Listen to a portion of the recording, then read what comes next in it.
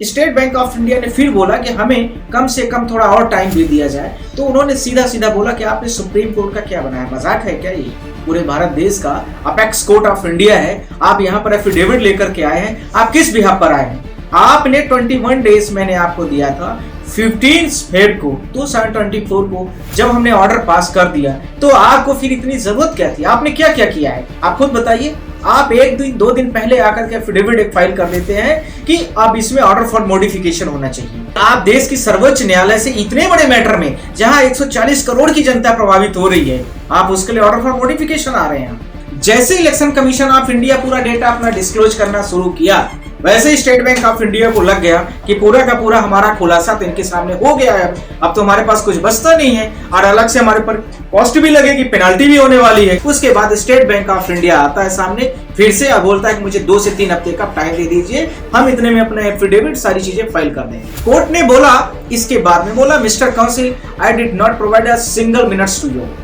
अब आपको मैं एक भी सिंगल मिनट नहीं दे सकता हूँ, सिर्फ और सिर्फ इतना कर सकता हूँ कि आप कल यानी टुमारो, कल तक में ये सारी चीजें आपको प्रोवाइड करनी है। तो किदवई साहब ने स्पष्ट बोल दिया कि आप बताइए कि केवाईसी आप करते हैं, आपके पास डेटा होता है, आप ये जो पेमेंट लेते हैं एनएफटी के द्वारा भी पेमेंट ले रहे हैं, आप चेक के द्वारा भी पेमेंट ले रहे हैं, आप ऑनलाइन ट्रांजैक्शन भी कर रहे हैं, आप इसके साथ में और भी बहुत सारी चीजें कर रहे हैं। इसके साथ में एसबीआई का जो बॉन्ड एनएफटी फीड कर रहे हैं आप इसके साथ में ऑनलाइन भी किए हैं। ये सारी डिटेल्स आपके पास कहीं न कहीं हर जगह मौजूद है।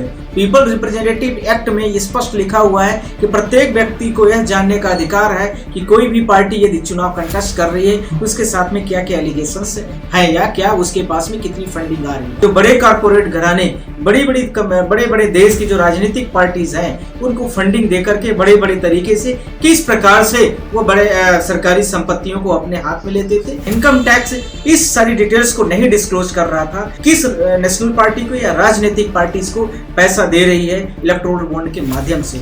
स्टेट बैंक ऑफ इंडिया के ऑल ओवर्स भारत देश के जितने भी जगह पर स्टेट बैंक के जो इनकम टैक्स के पास ये सारी डिटेल होती थी, इनकम टैक्स डिस्क्लोज नहीं करता था, या देश की सेवा को कहीं वंचित करके वह स्पेशल पार्टी के भक्त बन करके वह कहीं न कहीं देश की बड़ी संपत्तियों को खुद खरीदते थे और उसके बदले में इलेक्टोरल बॉन्ड उनको मिल देते थे संबंधित पार्टीज को। भारत देश के संविधान का बहुत बड़ा दिन है, लोकतंत्र का बहुत बड़ा दिन है। इसके साथ में जो हमारा कंपनी एक्ट है उसके लिए बहुत बड़ा दिन है, इनकम टैक्स एक्ट है उसके लिए बड़ा दिन है। इसी के साथ में जो और बहुत सारे भारत देश के संविधान में जो चीज़ें इलेक्टोरल बॉन्ड को लेकर के डिटेल्स को नहीं प्रोवाइड कर रहे थे लोग, उन सब के लिए एक बड़ा दिन है, जिसमें से भारत देश की जो छोटी पार्टी हैं उनको भी कहीं न कहीं बड़ा अवसर दिया गया है कि क्योंकि कहीं जहाँ पर एक तरफ बड़ी पार्टी इलेक्टोरल बॉन्ड के थ्रू, खासकर जो रूलिंग पार्टीज है इलेक्टोरल बॉन्ड के थ्रू काफ़ी बड़े लेवल्स पर पैसे की रिसीविंग कर रहे थे और उसका डिटेल्स इनकम टैक्स के पास होता था, पर उसकी रिबेट इनकम टैक्स में नहीं मिलती थी। इसी के साथ में बहुत सारी कंपनियां और बहुत सारे लोग कहीं न कहीं ईडी और सीबीआई की थ्रेट दिखा करके करंट रूलिंग पार्टी उनसे इनडायरेक्टली रूप से बहुत बड़े लेवल पर फंडिंग ली थी, जिसका डिस्क्लोजमेंट कहीं नहीं हो पा रहा था। इसी के साथ में आर्टिकल 19(1)(a) में जो कंप्लीट लिखा हुआ है कि जिसमें स्पष्टीकरण के साथ दिया गया कि प्रत्येक व्यक्ति, भारत देश के प्रत्येक नागरिक को, प्रत्येक वोटर्स को यह पावर है कि वह व्यक्ति इन सारे डिटेल्स के बारे में जाने कि कौन सी पार्टी के पास कौन व्यक्ति कितना फंडिंग कर रहा है। इसी का विपरीत कहीं यह भी जानना जरूरी है प्रत्येक व्यक्ति को, प्रत्येक नागरिक को, कि प्रत्येक पार्टी जो भारत देश में चुनाव कंटेस्ट करती हैं उनके साथ में राजनीतिक पार्टी छोटी हो या राज्य स्तर की हो या इसके साथ में इंडिपेंडेंट लड़ने वाले कैंडिडेट हो या छोटे स्तर में चुनाव लड़ने वाले व्यक्ति हो, वह कहीं न कहीं बड़ी पार्टियों से यदि रिस्पॉन्ड है तो वो कितने फंडिंग हो रही है, उसके बदले में सरकार उनको कितना सरकारी सेवाएं दे रही है, या सरकार उनको कितने बड़े टेंडर्स दे रही है, या सरकार उनको कितने बड़े व्यापक लेवल पर पैसे या फिर किसी बड़े स्तर पर सरकारी संपत्तियां उनके नाम पर बेच रही है या गिरवी कर रही है। ये सारी चीज़ों के बारे में जानना ज़रूरी है, क्योंकि प्रत्येक व्यक्ति जब चुनाव होता है यह जानने की उसका अधिकार है कि जो रूलिंग पार्टी है वो किस तरह से है, या उसके ऊपर एलिगेशंस लग पा रहे हैं या नहीं लगे हैं, नहीं लगे हैं तो अब लगेंगे, या यह सारी डिटेल्स के साथ में स्टेट बैंक ऑफ इंडिया आज जिस तरह से सुप्रीम कोर्ट में अपना कंटेस्ट करना शुरू किया है उसके बारे में भी हम बात करेंगे। साथ में honourable chief justice of India इसके साथ में 5 जजों ने जिस तरह से आज 1 घंटे तक सुनवाई में उनकी सारी चीजों की नसीहत खोल दी उसके बारे में भी हम बात करेंगे। सबसे पहले ऑनरेबल सीजीआई ने बैठते ही पहली चीजों को शुरू किया है जो भारत देश के संविधान की एक बड़ी जीत होगी आज। पहला उन्होंने बोला है कि जो constitutions of the people representative act है, पीपल रिप्रेजेंटेटिव एक्ट में ये स्पष्ट लिखा हुआ है कि प्रत्येक व्यक्ति को यह जानने का अधिकार है कि कोई भी पार्टी यदि चुनाव कंटेस्ट कर रही है तो उसके साथ में क्या क्या एलिगेशंस हैं या क्या उसके पास में कितनी फंडिंग आ रही है। वह नंबर 1, यह उसका राइट्स है। दूसरा, कंपनी एक्ट के माध्यम से छोटी कंपनियां या बड़े कारपोरेट घराने या छोटी कंपनियों के पास भी अभी पावर हो गया कि जो बड़े कारपोरेट घराने बड़े बड़े देश की जो राजनीतिक पार्टीज हैं उनको फंडिंग देकर के बड़े बड़े तरीके से किस प्रकार से वो बड़े सरकारी संपत्तियों को अपने हाथ में लेते थे या बड़े टेंडर्स लेते थे या देश की सेवा को कहीं वंचित करके वह स्पेशल पार्टी के भक्त बन करके वह कहीं न कहीं देश की बड़ी संपत्तियों को खुद खरीदते थे और उसके बदले में इलेक्टोरल बॉन्ड उनको मिल देते थे संबंधित पार्टीज को।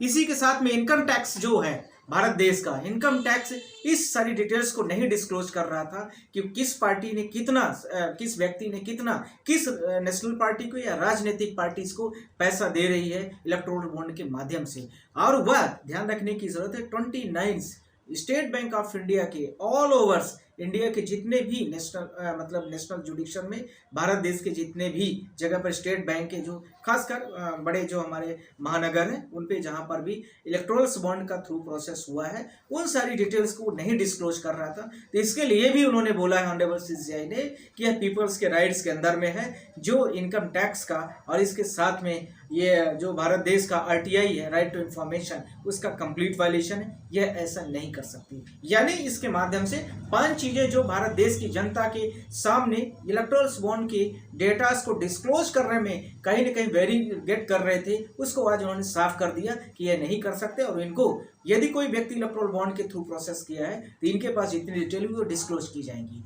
समझ में आ गई? पहला फिर से रिप्रेजेंट कर रहा हूँ, कंपनी एक्ट में है 95, आप लोग जानते हैं कंपनी एक्ट के माध्यम से इसमें कोई भी कंपनी रजिस्टर्ड होती है उसमें यह है कि मैक्सिमम वो 7.5% ही अपने टोटल बेनिफिट्स का किसी भी व्यक्ति पार्टीज को वो अपना प्रेजेंटेज अमाउंट को थ्रू इलेक्टोरल बॉन्ड में उसको बेनिफिट्स देती थी। अब वो लिमिट हट गई थी जिसका डिस्क्लोजमेंट अभी तक नहीं कर रही थी, अब यह करना आवश्यक मैंडेट हो गया। प्रत्येक व्यक्ति को यह जानना और प्रत्येक छोटी बड़ी कंपनियों को भी अब जानने का अधिकार होगा। स्पष्टीकरण 1। दूसरा, इनकम टैक्स के पास ये सारी डिटेल होती थी, इनकम टैक्स डिस्क्लोज नहीं करता था, तो वह उसके लिए भी अब भारत देश के प्रत्येक नागरिक को यह जानने का अधिकार होगा कि इलेक्टोरल बॉन्ड के थ्रू में कितना पैसा किस पार्टी को मिला हुआ है, किस व्यक्ति ने कितना दिया हुआ है, उसका नाम, उसका डिटेल, उसके बैंकिंग अकाउंट, सारी चीजों की डिटेल आएगी। अभी हम 3 पार्ट में ध्यान रखना, तीनों पार्ट में बात करूंगा। पॉइंट नंबर 3, इसी के साथ में उन्होंने यह भी स्पष्ट कर दिया कि पीपल रिप्रेजेंटेटिव जो एक्ट है 90 उसके साथ में प्रत्येक व्यक्ति को यह जानने का अधिकार है कि वह सारी चीजों के इंफॉर्मेशन को जाने। यह वायलेशन आर्टिकल 19(1)(a) के अंतर्गत में यह बात मानी गई है। यह एक पहलू हुआ। पहलू नंबर 2, इसके साथ में कोर्ट ने यह भी बोला, जब स्टेट बैंक ने अपनी शुरुआत की उसने बोला कि हमारे पास बहुत लगभग 50 करोड़ का डेटा होता है, हम इसको ये नहीं कर सकते, वो नहीं कर सकते। ऑनरेबल कोर्ट ने हमारे जो किदवई साहब थे ऑनरेबल जस्टिस, उन्होंने सीधा शुरू कर दिया है इसमें। पहले तो ऑनरेबल सीजीआई खन्ना साहब बोलना चाह रहे थे तो किदवई साहब ने स्पष्ट बोल दिया कि आप बताइए कि KYC आप करते हैं, आपके पास डेटा होता है, आप ये जो पेमेंट लेते NFT के द्वारा भी पेमेंट ले रहे हैं, आप चेक के द्वारा भी पेमेंट ले रहे हैं, आप ऑनलाइन ट्रांजैक्शन भी कर रहे हैं, आप इसके साथ में और भी बहुत सारी चीजें कर रहे हैं, आप इसके साथ में पेमेंट स्लिप भी, क्योंकि जजमेंट मैंने लिखा भी था, ध्यान रखना है। इसके साथ में उन्होंने बोला कि आप पेमेंट का स्लिप थ्रू भी लेते हैं, जैसे आप किसी से पैसा रिसीव करा रहे हैं इलेक्टोरल बॉन्ड का तो आप उसको पेमेंट स्लिप देते हैं, वो भी दे रहे हैं आप। इसके साथ में SBI का जो बॉन्ड NFT फीड कर रहे हैं आप इसके साथ में ऑनलाइन भी किए हैं। ये सारी डिटेल्स आपके पास कहीं ना कहीं हर जगह मौजूद है, तो आपको इतना डेटा और ये कहने की आवश्यकता नहीं है कि बहुत सारी डेटा अलग अलग जगह पर हैं। इसके साथ में इसका ये दूसरा पहलू था। तो स्टेट बैंक ऑफ इंडिया ने फिर बोला कि हमें कम से कम थोड़ा और टाइम दे दिया जाए। तो उन्होंने सीधा सीधा बोला कि आपने सुप्रीम कोर्ट का क्या बनाया, मजाक है क्या ये? पूरे भारत देश का अपेक्स कोर्ट ऑफ इंडिया है, आप यहाँ पर एफिडेविट लेकर के आए हैं। आप किस बिहाफ पर आए हैं? आपने 21 डेज मैंने आपको दिया था 15 फेब को 2024 को, जब हमने ऑर्डर पास कर दिया तो आपको फिर इतनी जरूरत क्या थी? आपने क्या क्या किया है आप खुद बताइए। आप एक दिन 2 दिन पहले आकर के एफिडेविट एक फाइल कर देते हैं कि अब इसमें ऑर्डर फॉर मॉडिफिकेशन होना चाहिए। ऑर्डर फॉर मॉडिफिकेशन, इतने बड़े देश के मामले को लेकर के आप ऑर्डर फॉर मॉडिफिकेशन मांग रहे हैं कि इसमें जो टाइम है उसको एक्सटेंड करने का, यानी जो अभी डेट थी 6 मार्च वाली, उस मार्च की डेट को थोड़ा और एक्सटेंड कर दिया जाए, इसको लेकर के आप मॉडिफिकेशन मांगते हैं। तो आपको ये चीज तो सोचने का विषय है कि आप देश की सर्वोच्च न्यायालय से इतने बड़े मैटर में जहां 140 करोड़ की जनता प्रभावित हो रही है, आप उसके लिए ऑर्डर फॉर मॉडिफिकेशन आ रहे हैं। फिर उसके बाद में उन्होंने बोला कि भारत देश में स्टेट बैंक ऑफ इंडिया के पास पर्याप्त ब्रांचेस हैं, उनके पास काफी बड़े पावर्स पर मैन पावर है। इसके साथ मैं आपसे बोलना चाहता हूं कि state Bank of India immediate इसी वक्त पूरे डेटा डिस्क्लोज करें।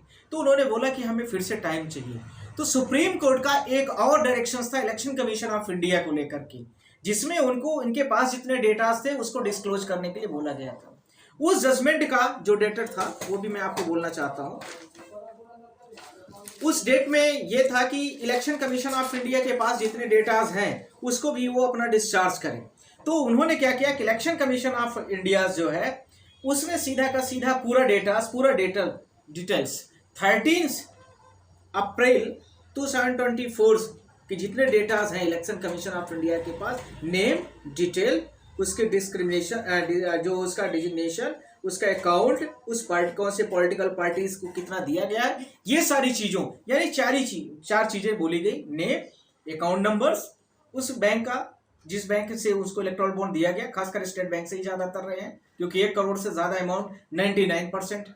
इसी के साथ में उन्होंने किस पार्टी को फंड किया है, ये सारी चीजों का बंडल से इलेक्शन कमीशन ऑफ इंडिया का जो सुप्रीम कोर्ट में आज एफिडेविट के साथ में फाइल हुआ था ऑनरेबल सीजीआई के नेतृत्व में, वो सारी चीजों को खोल दिया गया। और उसको जैसे ही खोलेंगे तो बड़ी उसमें 10-5 मिनट का टाइम लगा क्योंकि बहुत बड़े बंडल्स थे। जैसे ही खोलना शुरू हुआ तो स्टेट बैंक ऑफ इंडिया की तरफ से जो प्रेजेंट किए गए वकील थे हरीश साल्वे जी, उन्होंने भी अपनी बातों को रखने की कोशिश किया, पर कोर्ट ने कोई भी उनकी बात सुनने के लिए तैयार नहीं हुआ। इस दौरान पर लगभग 2 से नहीं 10 मिनट तक का टाइम चलता रहा और सारी चीजों को डिस्क्लोज करती रही कोर्ट। किस तरह से इलेक्शन कमीशन ने इलेक्टोरल बॉन्ड जो उनके पास में जो डिटेल्स पर्सनल लेवल पर थी, उन्होंने एफिडेविट फाइल करके अपना सारा का सारा भारत देश में जितने इलेक्टोरल बॉन्ड लगभग 22,100 कितना है, कुछ ऐसे करके है, आप लोग जस्ट 22,217 ये डिटेल्स है और लगभग 50 करोड़ कस्टमर हैं सर्वर पर इनके, इसलिए इनके लिए थोड़ा बड़ा हो गया था। तो कोर्ट ने ये सीधा बोला कि ये कोई बात नहीं होती है, हम इस चीज को आराम से निपटा सकते हैं और ये इलेक्शन कमीशन ऑफ इंडिया के पास पूरा डेटा है। जैसे इलेक्शन कमीशन ऑफ इंडिया पूरा डेटा अपना डिस्क्लोज करना शुरू किया, वैसे ही स्टेट बैंक ऑफ इंडिया को लग गया कि पूरा का पूरा हमारा खुलासा तो इनके सामने हो गया है, अब तो हमारे पास कुछ बचता नहीं है और अलग से हमारे पर कॉस्ट भी लगेगी, पेनाल्टी भी होने वाली है, क्योंकि कोर्ट आज पूरे मोड में थी, पूरे फॉर्म में थी आते ही। उन्होंने दूसरे पॉइंट पर जैसे ही बोला, इलेक्शन कमीशन के बाद में जैसे ये सारी चीजें डिस्क्लोज हुई, उसके बाद स्टेट बैंक ऑफ इंडिया आता है सामने फिर से और बोलता है कि मुझे 2 से 3 हफ्ते का टाइम दे दीजिए, हम इतने में अपना एफिडेविट सारी चीजें फाइल कर देंगे। कोर्ट ने बोला, इसके बाद में बोला, mister counsel, I did not provide a single minutes to you.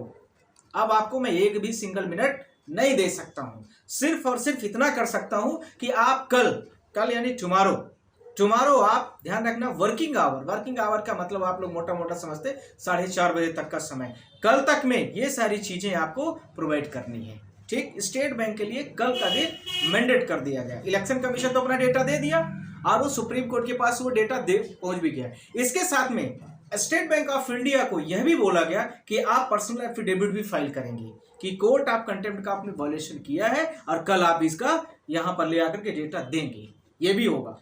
इसी के साथ में स्टेट बैंक ऑफ इंडिया के वो नोटिस भी की गई कि आप ये सारी चीजों को ले आकर के सारे जितनी भी डिटेल्स आपके पास फिजिकली ऑनलाइन है कल तक मेरे पास जमा होना चाहिए, ये भी स्पष्ट कर दिया गया।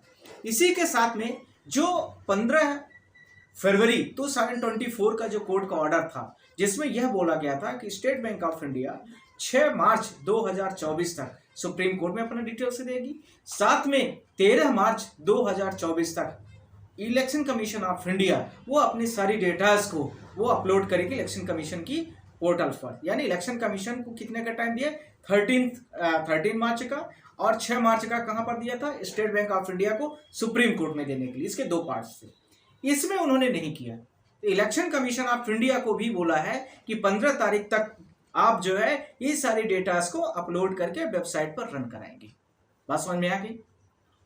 इसके साथ में यह भी बोला गया है कि ये आप लोग दूसरी तरीके से ऐसी जरूरत नहीं करेंगे, और कल तक इस काम को करने के लिए स्टेट बैंक ऑफ इंडिया को सीधा मैंडेट कर दिया गया है। फिर इसके साथ में सवाल उठता है हम लोगों का, इसमें 2 पिटीशन थी, एक ADR की और एक हमारी।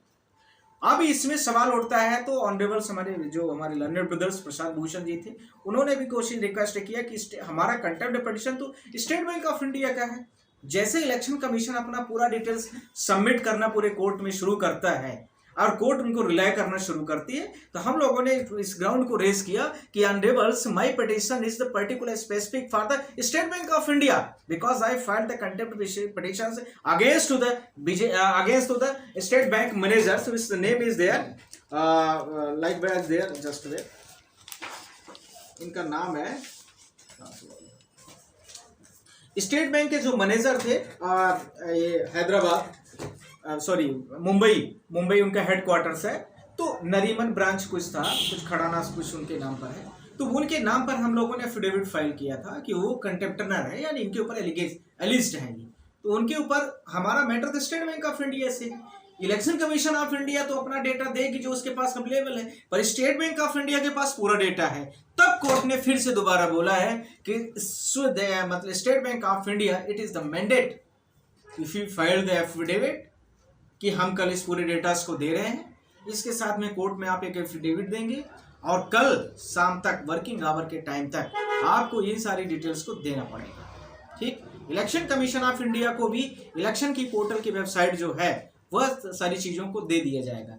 इसके साथ में स्टेट बैंक ऑफ इंडिया को यह भी घबराहट काफी बढ़ चुकी थी कि उसके ऊपर कोर्ट कहीं कंटेम्प्ट मतलब जो भी है कंटेम्प्ट में बहुत सारे जो कॉस्ट इम्पोज होती है, कहीं जेल में भेज दिया जाए, कुछ जो भी मन में उनके बहुत सारी चीजें आ रही थी, उसको लेकर के कोर्ट ने स्पष्ट किया कि हमें सिंपल से सिर्फ एक मतलब है कि आप सीधा सीधा सारी जितने डिटेल्स है आप डिटेल्स पोर्टल में दीजिए, स्टेट बैंक ऑफ इंडिया हमारे कोर्ट में प्रेमिसाइसेस में ले आकर के जमा कराए, सिर्फ हम इतना ही चाहते हैं, और इलेक्शन कमीशन ऑफ इंडिया उसको पूरे देश में पोर्टल में अपने उसको डाले, इतना ही मेरा उद्देश्य और टारगेट पे। साथ में यह भी स्पष्टीकरण कोर्ट ने दिया कि किस व्यक्ति ने, कौन सी पार्टी ने कितना कितना फंडिंग ली है, उसको भी यह जानने की जरूरत है और उसको भी डिस्क्लोजमेंट में लेने की आवश्यकता है, क्योंकि सबसे ज्यादा जो लार्जेस्ट पार्टी रही, सबसे ज्यादा जो बेनिफिट की लार्जेस्ट पार्टी है, वह कहीं ना कहीं पूरे भारत देश के सामने स्पष्ट करने की कोशिश की है कि हमने एक भी सिंगल रुपए ना हम खाए हैं ना खाने देंगे।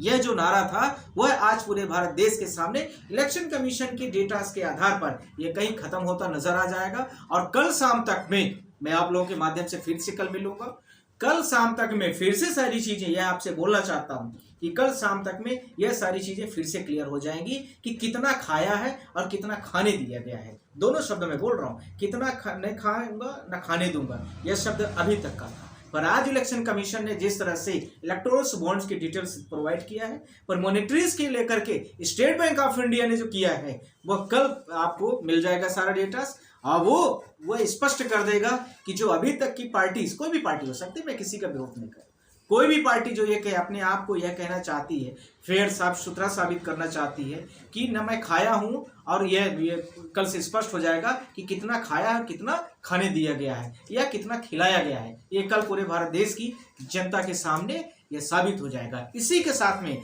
आज सुप्रीम कोर्ट ने यह दिखा दिया है कि सुप्रीम कोर्ट यानी अपेक्स कोर्ट ऑफ इंडिया होता है, और उसने सीधा टाइम बाउंड मैनर्स में बात किया है, किसी को कोई लिबर्टी नहीं दी है, और सीधा स्टेटमेंट स्टार्ट किया है कि आपने इतने दिनों तक क्या किया है, मुझे सीधा बताइए। आप इधर उधर की बातें करने से कुछ नहीं होगा। कई बार तो कोर्ट ने जोकिंग मैनर्स में भी बात किया है, पर आज स्टेट बैंक ऑफ इंडिया के ऊपर इस तरह का एलिगेशन लग गया है कि जैसे विदेशों में एक स्विस बैंक है, आप लोगों ने नाम सुना होगा, वह भी बहुत सारे भारत देश के जैसे देश के और भी जो कंट्रीज हैं विदेशों के, उनके स्विस बैंक में अकाउंट होते हैं और ब्लैक मनी कहा जाता है कि उनको रिसीव होती है। और इसी तरह से स्टेट बैंक ऑफ इंडिया भी वह दिख रहा था, पर सुप्रीम कोर्ट ने उसको स्विस बैंक नहीं बनने दिया, बोला आप स्टेट बैंक में ही बन करके रहिए और सारी डिटेल्स जितनी है पूरे देश की उसको आप डिस्क्लोज करिए। और सिंपल तरीके से मैं आपसे बोल रहा हूँ, कल मुझे ये सारी चीज़ें चाहिए। और इसके साथ में यह भी बोला कि इसके साथ में इन्होंने जो 30 जून तक का एप्लीकेशन फाइल किया था एफिडेविट के साथ में कि हमें टाइम दिया जाए, टाइम बार्ड्स मैनस में, तो वो सारी चीज़ों को डिसमिस कर दिया।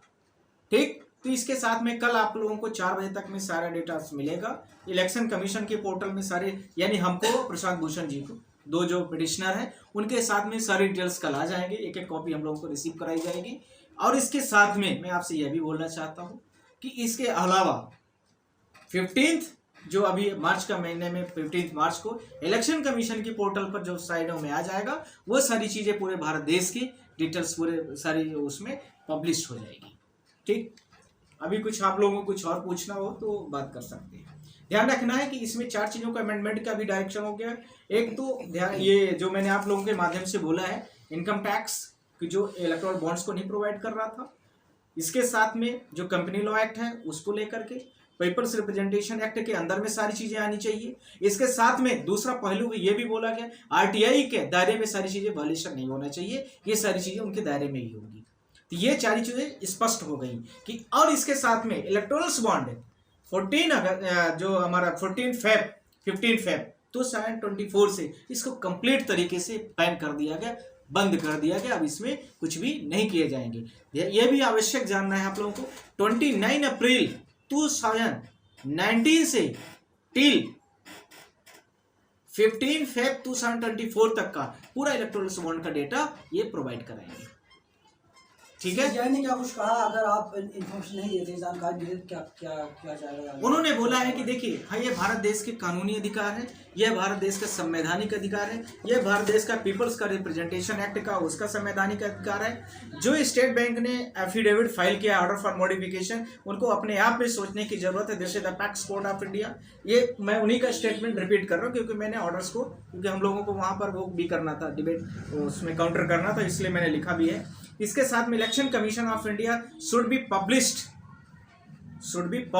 वंस, ये उनका पूरा डेटा उनको इलेक्शन कमीशन को उसको पब्लिश भी करने के लिए बोला।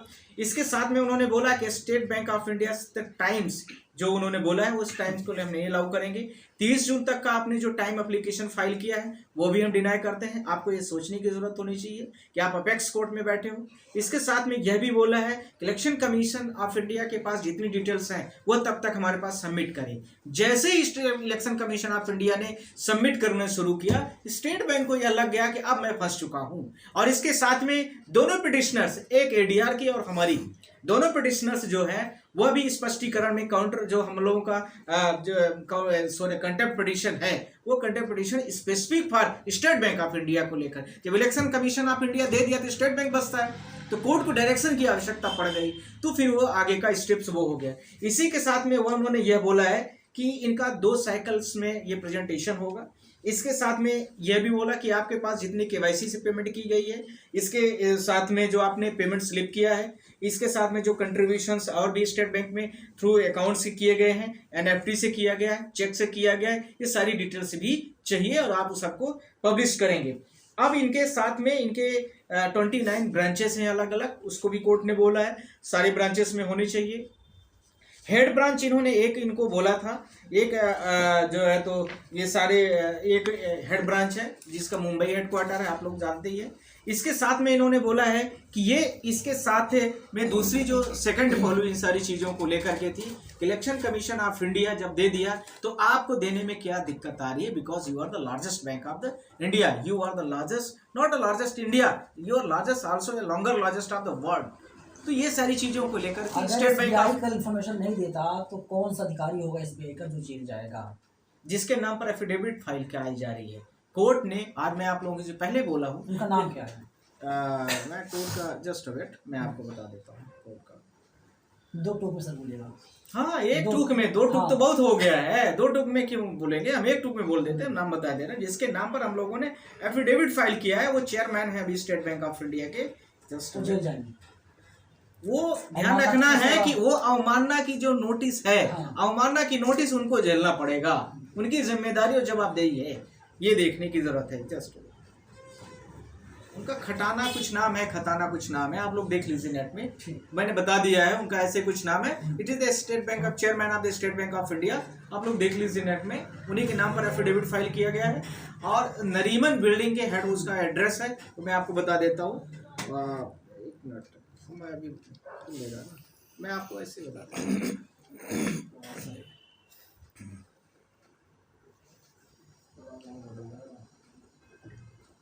मैं बता रहा हूँ, एक मिनट, एक सेकंड, ये आ गया, देखिए, दिनेश कुमार खारा, chairman of state Bank of India, corporate centre, Nariman point, Mumbai. ठीक, ये इनके नाम पर सारी एफिडेविट आई है स्टेट बैंक ऑफ इंडिया की। इन्हीं को कोर्ट ने डायरेक्शन भी दिया है कि आप जो है तो अपना एफिडेविट फाइल करिए। ठीक है, ये है, मेरे से देख लो, ये एप्लीकेशन में है। ठीक है, ये सारी चीज़ें हैं, तो आपको ये सारी चीज़ें मैंने स्पष्ट कर दिया है। अब इसके साथ में आप लोगों के कुछ सब्स्टिट्यूट क्वेश्चन हो या इससे संबंधित कुछ जानकारी चाहिए तो आप लोग बता सकते हैं। इससे दूसरा एक बहुत बड़ा भारत देश में जहाँ कंट्रोलिंग होगी, स्पेसिफिक पार्टी जो बहुत तेजी से बॉन्ड पा रही थी, उनको साइड लाइन से जो फायदा मिल रहा था वो बंद हो जाएगा।